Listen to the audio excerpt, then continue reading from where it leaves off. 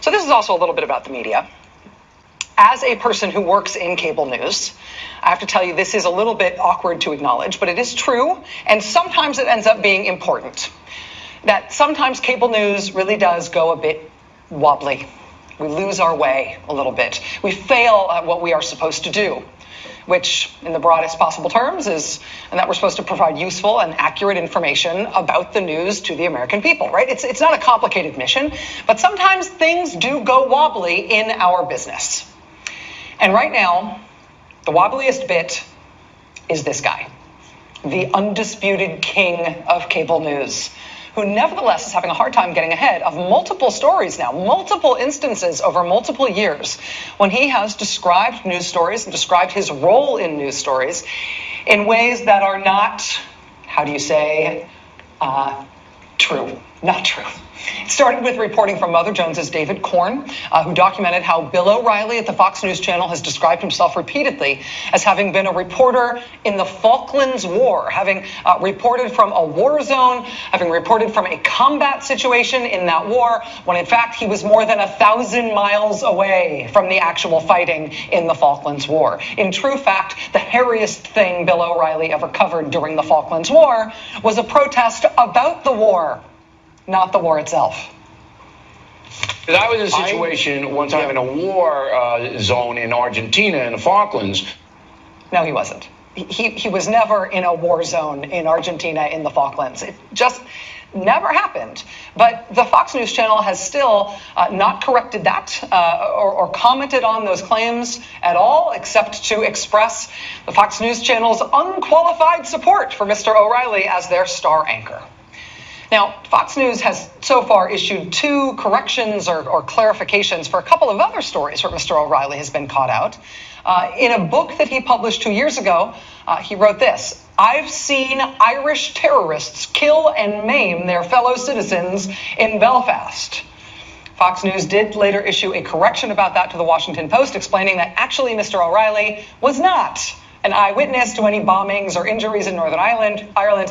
What they say he meant when he said he saw those things is that actually he once saw pictures of those things. Oh, okay.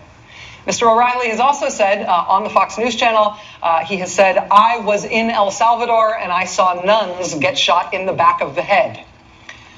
He did not see nuns get shot in the back of the head in El Salvador. Mr. O'Reilly and Fox News later put out a statement explaining that he didn't, in fact, see nuns get shot. Actually, once again, what he saw was pictures of that. So what Fox News Channel and Mr. O'Reilly have not touched on at all so far, and this is becoming sort of a more and more pregnant pause as we wait for some comment from them on this. What they haven't touched at all thus far is one for which there really appears to be no plausible, innocent explanation for what Mr. O'Reilly said. Now, I reported on this guy when I was working at WFAA TV in Dallas, this DeMoran Shield, because he taught at Bishop College in Dallas. I can't put that together. Now, I chased DeMoran Shield to Florida, and I was about to knock on the door where he was, his daughter's house, and he blew his brains out with a shotgun. Really? Oh, my goodness. Oh, my goodness. Really? No, not really. Although Mr. O'Reilly has told this story in that way many times, including on the Fox News Channel and in print, it appears not to have happened. He keeps saying it, though. This is from his book, Killing Kennedy. Behold. In March of 1977, a young television reporter at WFAA in Dallas began looking into the Kennedy assassination. As part of his reporting, he sought an interview with the shadowy Russian college professor who had befriended the Oswalds upon their arrival in Dallas in 1962.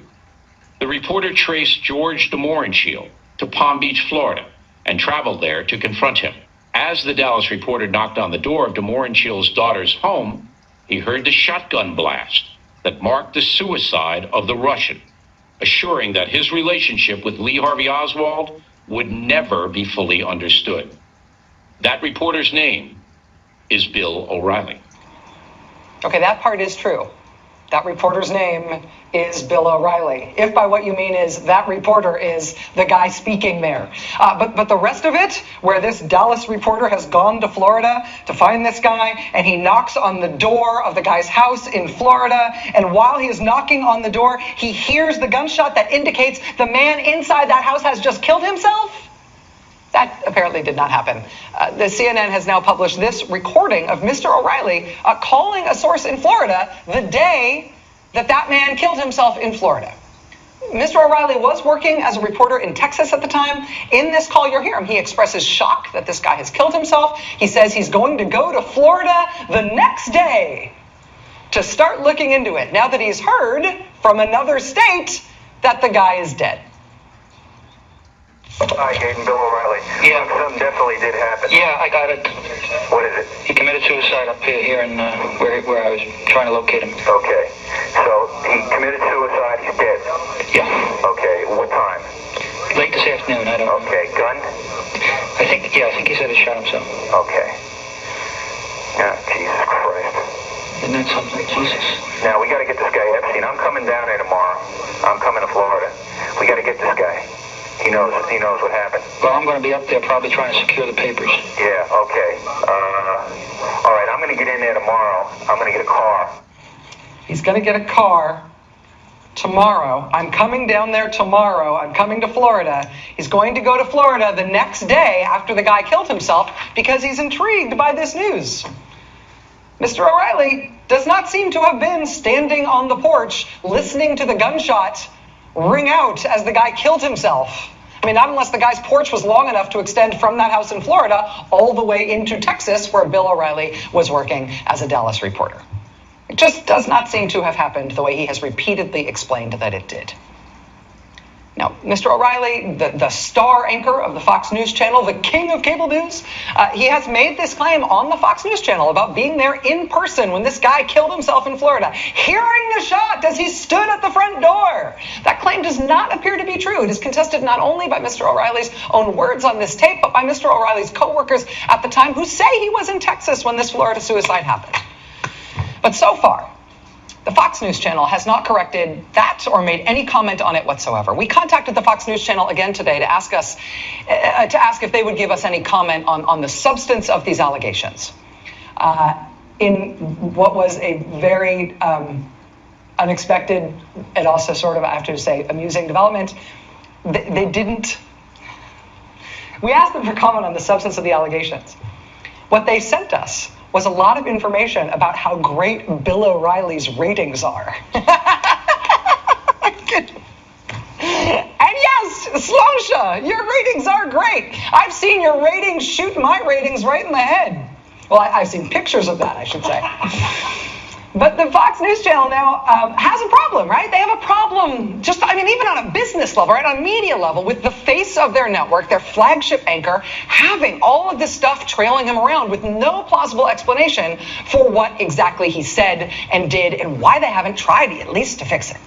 The network has also not apologized or retracted any of Mr. O'Reilly's overt threats to other reporters who have just covered this story about the real credibility that they have got with him right now.